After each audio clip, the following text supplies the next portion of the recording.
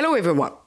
As you know, we are always trying to dig deeper in our investigation. This time, I went further in the story published by CBC about Martin Joseph Anglehart, the supposed victim of the Freedom Convoy. He claimed having spent all his entire life saving for the convoy without being paid back. CBC is blocking our investigation into how wrong they got this story from the beginning. For people who don't know what I'm talking about, you can see my previous report at mediafactcheck.ca.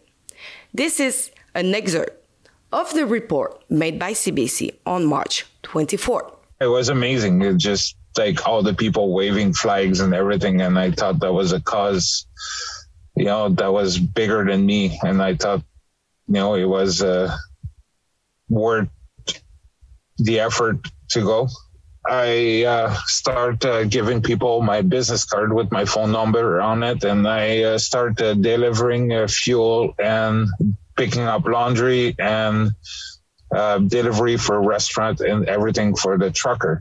And I got arrested for bringing people fuel. The van was impounded for 30 days. I asked my bank on February 14th, how much money did I spend from January 27 to the 14th? And the total was a little bit over 13,000. On May 28, we filed two different access to information with CBC. First, we asked to provide copy of all communication with Martin Joseph Anglehart since January 1st, 2022. On May 4th, we received an answer from the senior director to the access to the information at CBC. They refused to reveal any information invoking the section 68.1 of the Act, which say, this Act does not apply to any information that is under the control of the Canadian Broadcasting Corporation that relate to its journalistic, creative, or programming activities other than information that relate to its general administration. Okay, fair enough. We don't want communication with a source. A journalist has the right to protect those, even if the source is a liar. So we asked for something different. On May 30, we received the decision for the second demand, which was providing copy of all documents, including email, text, or instant message, Slack message, WhatsApp message, memo, briefing note, report, media line, etc. Regarding question raised about Martin Joseph Anglehart. See, we don't want their communication with Anglehart.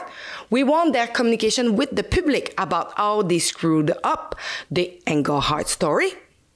The result end up with some email exchange between Andrew Layton from True North and Chuck Thompson. Andrew Layton notifying them about some of false information about Martin Joseph Anglehart that was mentioned in their report. But this is not my concern. We know that Martin Anglehart have transmitted some bank account statement, video, and probably other proof of his story.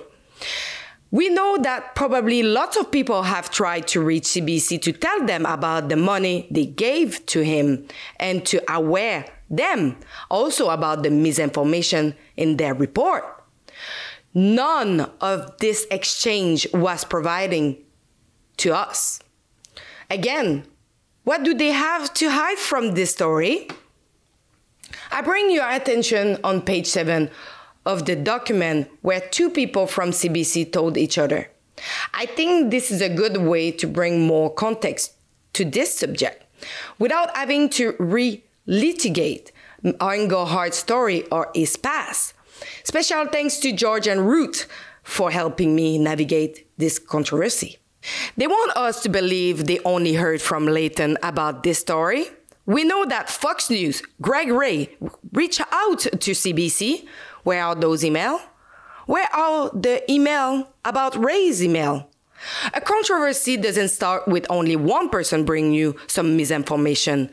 That is usually when multiple people are saying the opposite story. Why these communications were not provided through the access of information.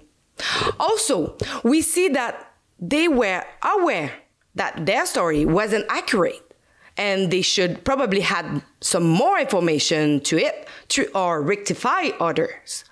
Why this was never done? Again, at Rebel News, we want to bring you the truth when some lies is shining from mainstream media. If you want to know more about it, please visit mediafactcheck.ca. So as you know, Father's Day is coming up, and if you want to give a nice gift to your dad or maybe for yourself, you can visit rebelnewsstore.com. We have a really nice merch, and so you can use our code. It is DAD25, and so you can please yourself, please your dad. So have a check to our store.